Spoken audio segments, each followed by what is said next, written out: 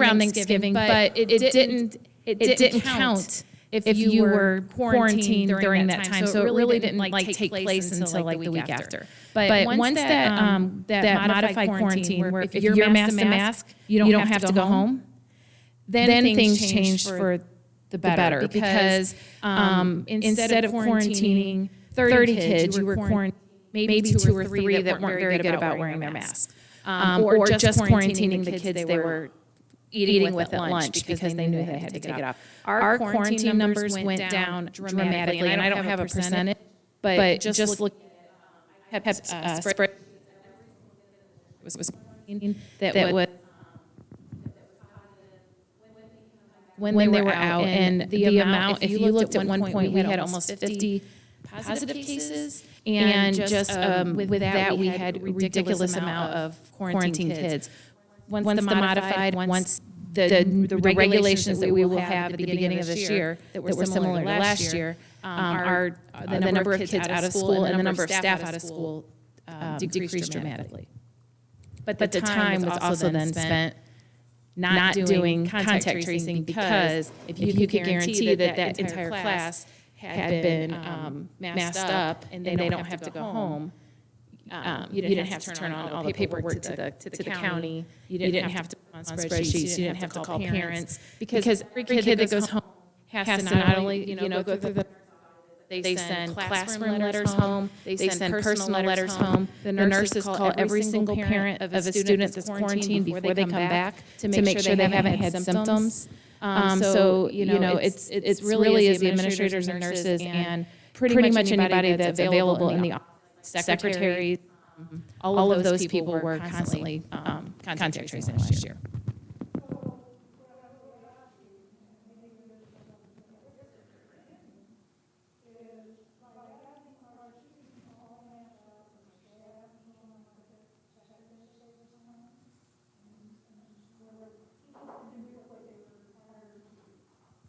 I believe so. No question. I believe teachers can teach either way. They might have like going on in the back of their head. They have to be how long kids can be, how far.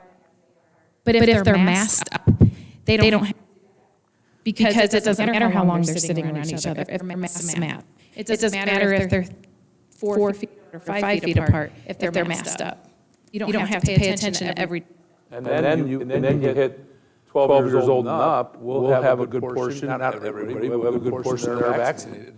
And our staff are vaccinated, and that's another piece. And again, they talk about layers of mitigation, not just one, but a couple. So we're layering it. So, and not to debate it, but I mean, when we talk about this with our staff, specifically our principals, our nurses, different people, the people on the task force that do this every day, they know this is going to help them.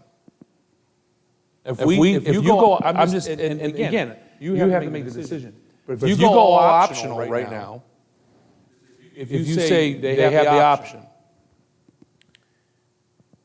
what's going to happen is we're going to have cases. And then we don't know who's in a mask. We'll have to go figure that out every time. And then all those kids are going to go home. The other thing that's going to happen is, what could happen is more mass quarantining. So you go in a room and it's small enough and you don't know who's there, and you can't guarantee it because you're in a mask or not a mask, because it's not just if I had a mask on, it's mask to mask. The whole class can go home. And that's the rules right now. If it changes, that's great, but right now they're not changing it. And that would include the staff member that's in that room too. Yes, Heidi. I have a question. So if I'm understanding correctly, if we are fully masked, the only time we would need to quarantine students is more than 15 minutes. Yes. Now there's a piece in here, and I want to make sure it's clear, because I don't want anybody to think there's not an exception to the rule at this point. And they do talk about 3 feet mask to mask. Okay? And that is a conversation we're having with the health department, and kind of what does that look like if we're mask to mask, because we already had the exception last year that it didn't matter how close you were. So that 3 feet kind of plays the, and there's some buildings that will be okay 3 feet, some of them we won't. So that could come into play a little bit. However, in theory, vaccinations and mask to mask, it will be at lunch. I don't even want to contact trace at recess, because it's no more than 15 minutes and it's outside.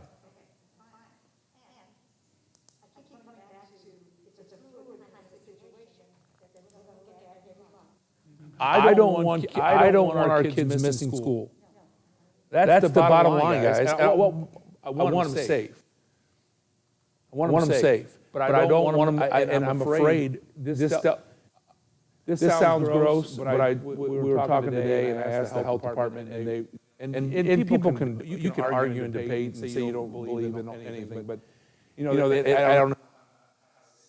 They're talking about the stool and the waste, and look at that, it's all Delta. All Delta variant.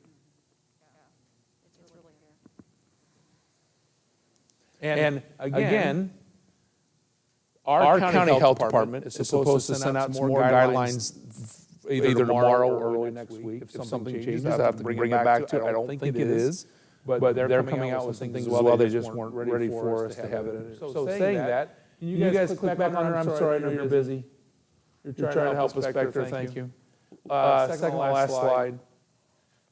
So these key indicators and possible thresholds, because the question then is, all right, see if you're going to put us in that. Well, I'm not going to make this decision, you guys are, but you say, okay, we're going to mask, how in the heck do we get out of it, right? So, one, you're going to look at it every month, and I'm going to bring it to you, and I'm trying to get some specifics. People say, where's the science, where's the numbers?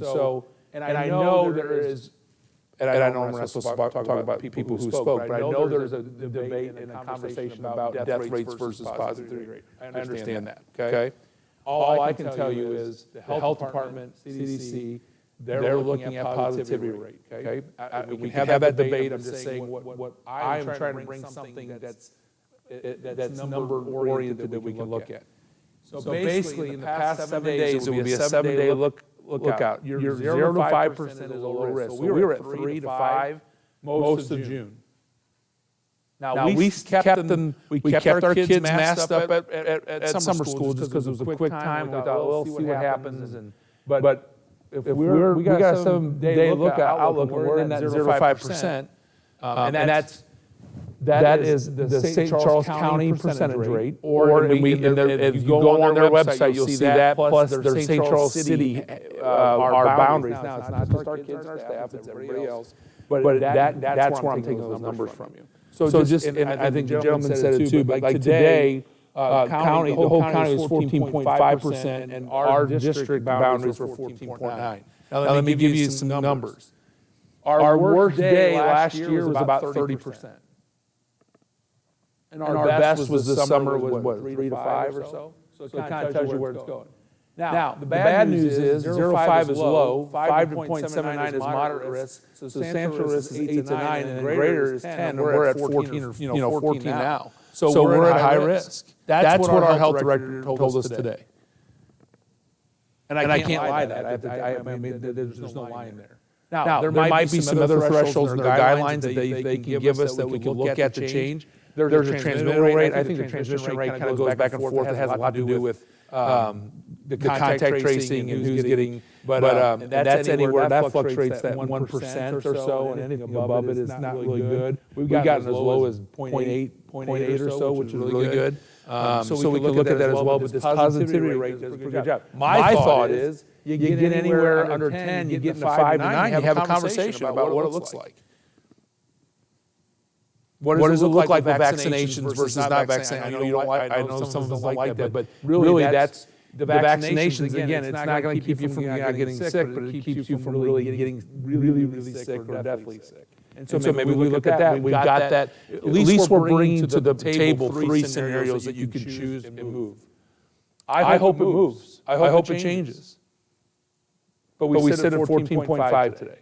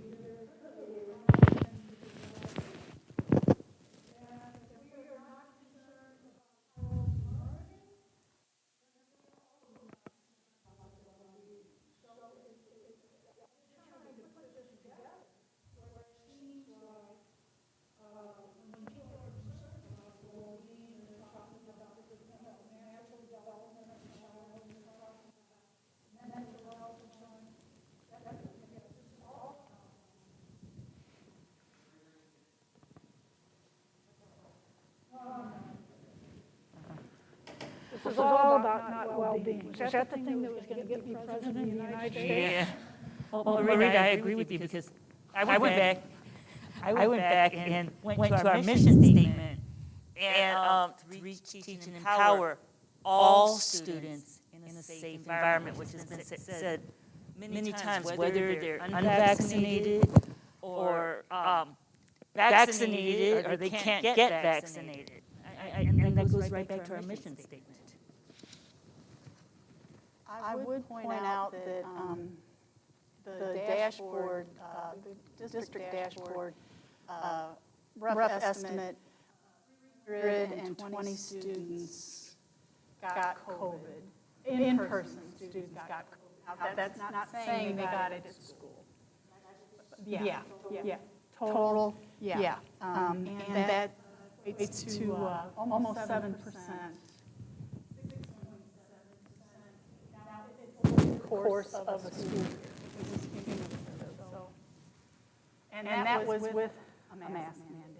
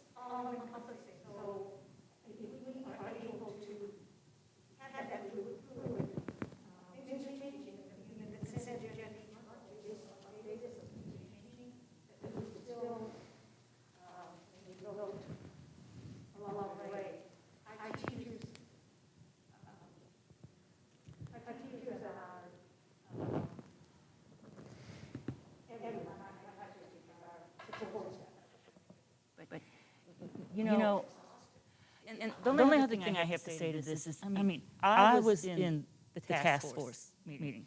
And I was so excited because I'm fully vaccinated and all this kind of stuff, and I was going on vacation. And by the end of my vacation, I'm reading what's going on and what's happening in the task force meetings and everything. I was very, very disappointed in that. But then I was thinking about it today. It's not about me or any of us. You know what I'm saying? It's about who's in that school, or in those schools. Right.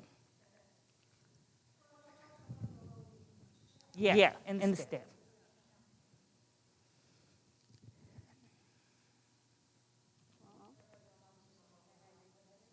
No, I'm ready to vote.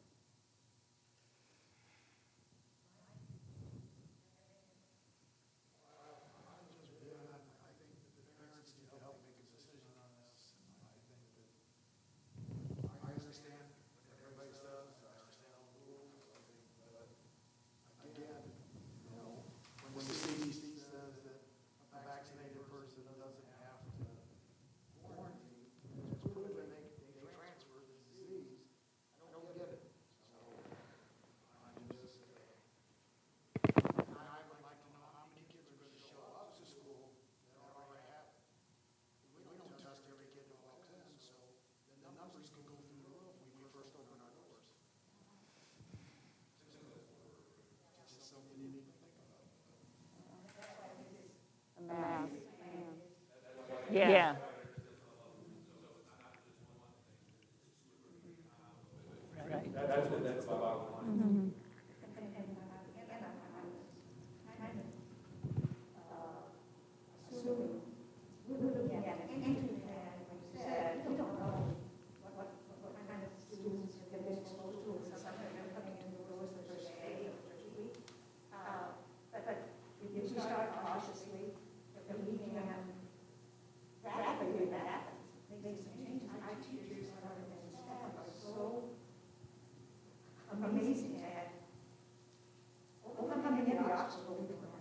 Let's keep it in perspective too, guys, that we were in school every day last year.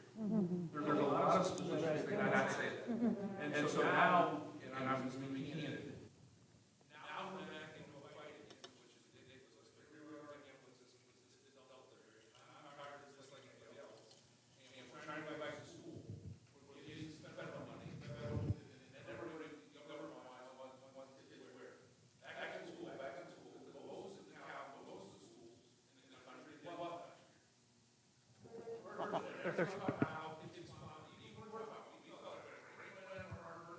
Our staff work their tails off, and our kids still struggle.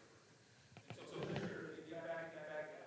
Well, a lot of them were pushing masks, pushing things. Well, we're not getting any credit for what we did last year. We got up on, we went where this or. And I understand it's important, I get it. I don't want to work like anybody else. You guys can make the decision, but we did it last year. We can do it again. I hope it's not the same way. I hope we will. My viewpoint, my thought process is, how do we move forward and get back to normal? This is normal. I don't like this. I don't want this to be normal. But all I'm trying to do is say, here's the rules, and I don't know all the answers. Here's the rules. Here's what I understand it to be. Other districts around here do different things. To your point, I think if we don't have some things in place to help us, I think we're going to see the numbers go out pretty bad again. My opinion. I want your kids into school. That's all I want. I want your kids in school. Preferably hopefully without a mask. I struggle with, parents, who have those decisions to make for their children, and rightfully so. But, really, our board here, we are making a decision about a community, not about a community of people, and what is best for the community. No. No.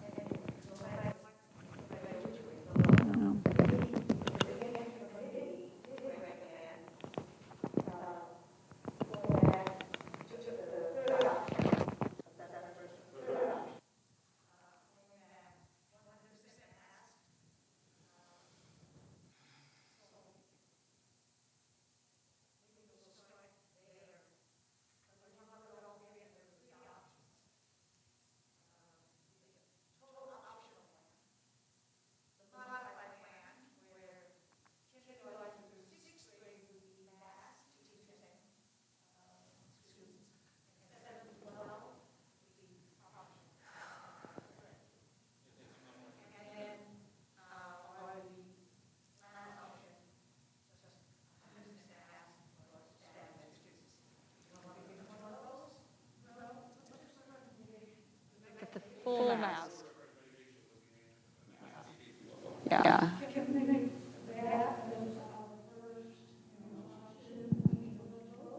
And are we voting on it for a 30-day period until our next meeting?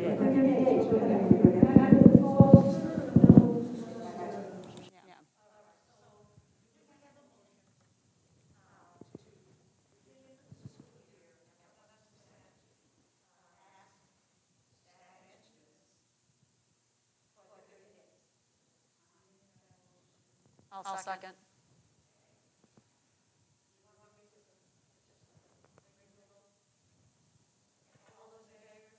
Aye.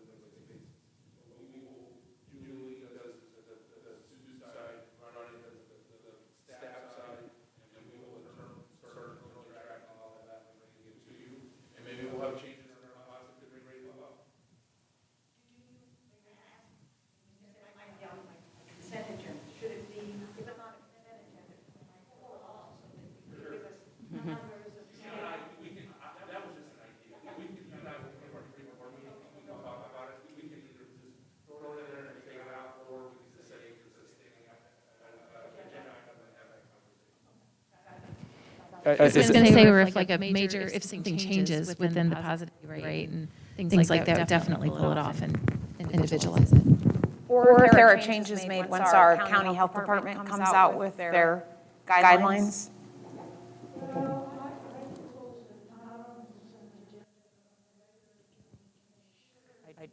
That's fine. Yeah, I do too. So it's fine. totally transparent.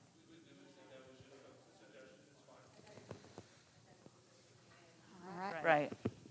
And so the public, yeah, yes.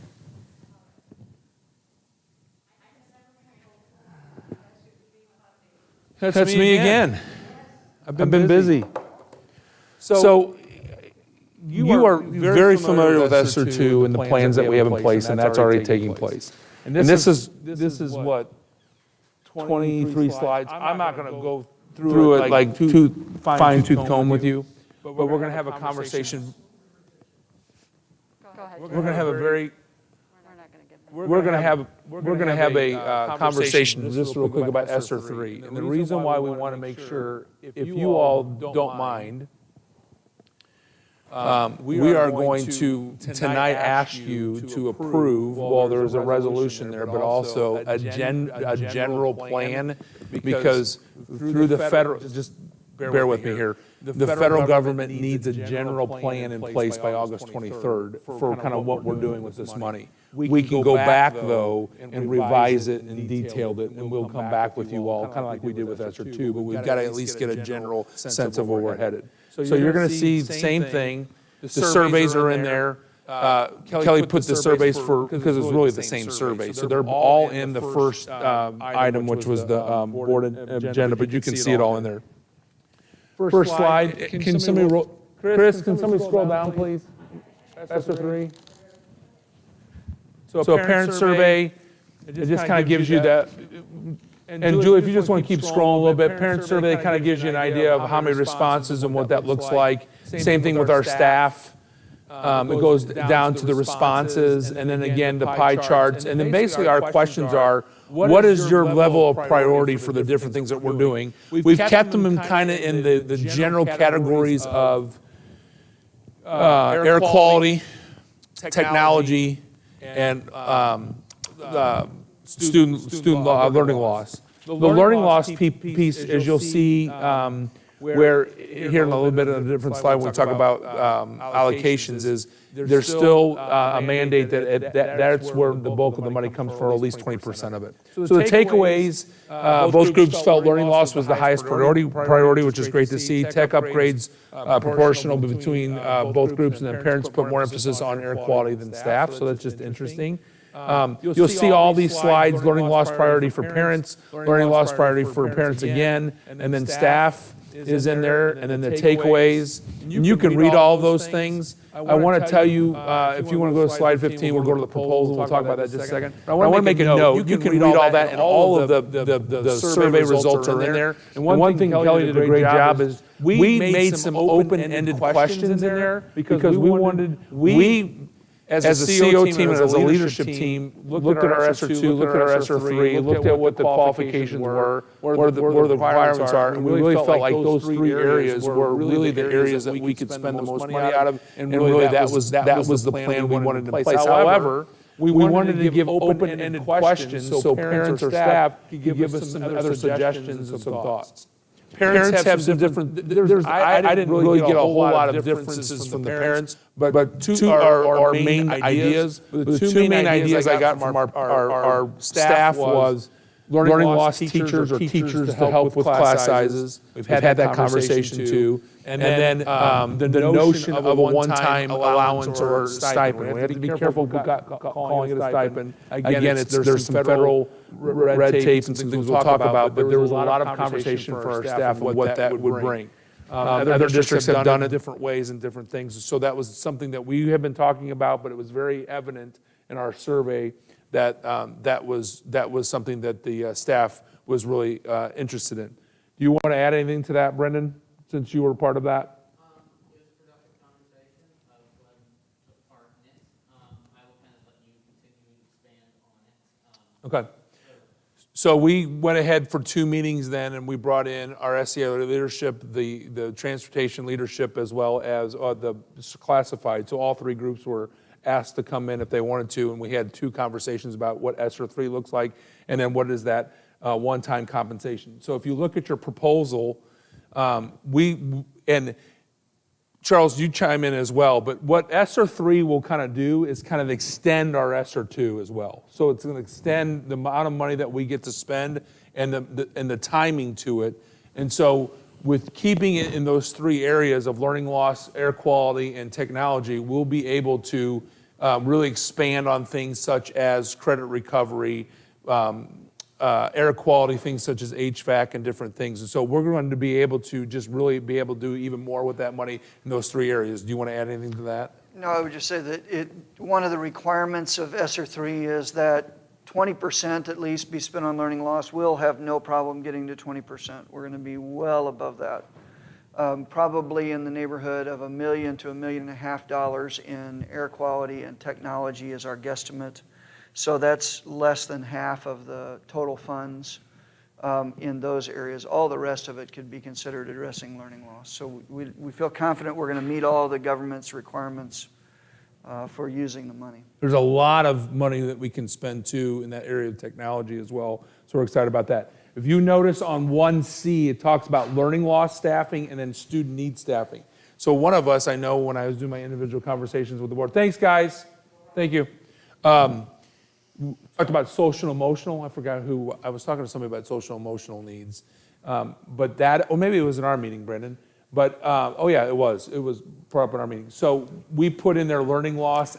Those are our interventionist teachers that we're bringing on this year. We think we can expand to that and look at what that looks like. But then also student needs. We added, oh, Julie left, but we've added a couple social workers. And what does that look like really for social emotional learning? And so, again, this is very general. We just have to get a general budget in right now, and then we can come back with specifics, kind of like we did ESSER 2. Yeah, most of it's 1 year. If it's ongoing, we'll let you know. But right now, we look at one. Our intention would be to continue to offer them as 1 year, correct, Rodney? But this money, if we choose to continue, if we see that it's effective. So for instance, the social workers that we hired 2 tonight, those are 1 year contracts. We could extend them up to 3 more years should we determine that that's in the best interest of the district to do that with this money. Yes. So the fourth idea, and it came from our teachers working with us and things that we looked at as well as this one-time compensation. Obviously the thought is, the work that our teachers did last year and our staff was just amazing. The way the money works or the funding works, it has to be for this year, actually starts in 22. So all this, the ESSER 3 starts in 22. So as we start talking and engaging with our SCA leadership team, we talked about what does that look like. And so a couple of things, there's an actual resolution that you all can approve tonight that came from our legal team because it's got the specific language in it that will help us with the federal requirements to make sure that it's not a bonus or a stipend. And it does talk about specific language of extra things that our staff did last year, but also we're asking them to do this year. Now, the part that we've talked about a little bit too is, and we're really working it out with our legal team and also working out with us, there's a good chance we can be audited on this. And so we're coming up with a tracking device that would maybe help our teachers help us keep track of the extra things they're doing.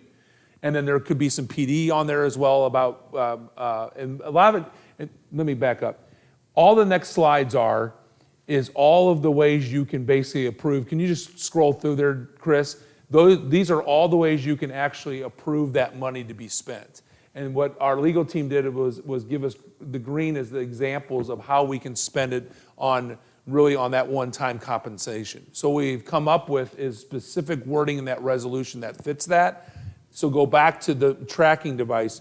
We don't want the message to be our staff, oh, you got to do even more work to get this money. That's not what we want to do. But we have to make sure that what we are doing fits the requirements of the ESSER 3 funding. Does that make sense? And so we're going to be working, at some point we'll probably come back to our SCA leadership, Brendan, and we'll probably have a conversation about what that looks like, and because I know they were concerned a little bit. And there could be some and it has to go all back to the pandemic. So cleaning and sanitizing. We have all kinds of training that we could put on there and just give them options of things that they could do to watch and put it on there. Plus, in that resolution, there's already specific things that they're already doing on a regular basis to help kids. And so if you hear the dialogue or the rhetoric that, oh, they're making them do more work, making us do more work for this money, not necessarily, we're not trying to do that, but we have to make sure it fits within the federal requirements. And we think, and I've talked to a lot of you, we think our staff is more than, it's just unbelievable what they've done, and more deserving than ever to be able to get another 1,000. You'll see on the resolution, the $1,000 stipend. We did not put in specific dates yet because we have to still work. We don't even have the money yet. We're still working it all out, but we're hoping it's this year to give it out. And then if you're a part-time employee, it's $500. We've also looked at our substitutes. They would work a certain amount of time for us, and what does that look like? So there's some things there. And so we have some details to work out, but this was the board meeting to come to you and say, we would like to grant the approval so we can move forward with it, and we'll come back with some. Is this all staff? Yes. So bus drivers? Everybody. Okay, Everybody. And because we didn't feel like we could put a very fine point on it, said if you're classified full-time, you can qualify for $1,000. If you're classified less than full-time, you can qualify for $500. Okay, thank you. And, well, actually, and I was probably a little confusing with that. It is for the work this year. It's the work this year. I'm recognizing individually the work they did last year, but we can't pay it for last year. It has to be this year. But through the things that we are still doing this year, and the things that we talked about, one thing too that we've worked out too, and we had a group that came in and kind of worked on it. One thing was there was some questioning about what quarantine instruction looks like when they're quarantined. And so Danielle took us, there was about, 10 of us in the room yesterday, I think, and we came up with some pretty good parameters to what teachers can do to engage students. And it's not necessarily, you automatically have, tell me if I'm wrong, Brendan, you were there, but it's not necessarily, you have to plug in a kid on Zoom all day long. But Zoom is an option. But Brendan, give your example of what you use. I use GoGuardian as kind of for a lot of my students, it enables me to kind of check in with them quickly at the beginning. I can still see their work online. The big advantage of GoGuardian is if I need to message a student individually and I don't want a big group to hear, I can just message them on GoGuardian and I'll see it. Whereas with Zoom, everybody can hear it, everybody's on it. And with Zoom, some of my students can kind of get worn out with being on it. There's some Zoom fatigue that gets set in. So in our discussions, we talked about let's establish kind of standards for the teachers, the best practices for their individual classes versus setting a universal mandate. And so we think we came up with that. I don't know if you've seen it yet, but Danielle has it. And per our conversation, it looks really good. And so really the wording in our entry plan about quarantine instruction is very general because we just want to keep it general. But so you'll see almost kind of like our AMI days. We're going to have those again this year for snow days. So there's just some protocols in there that helps guide. A lot of them will let those kids just get it on Zoom, but in some cases that might not be the best way of doing it, but we have those options. So just so you know that. So back to your point, it's this year's work, but we have to be very careful about what that looks like auditing wise. But I also want to make sure it's very careful with our teachers and our staff that it's not, we're trying to put more work on you. We're trying to find that happy medium. So, and again, maybe to clarify,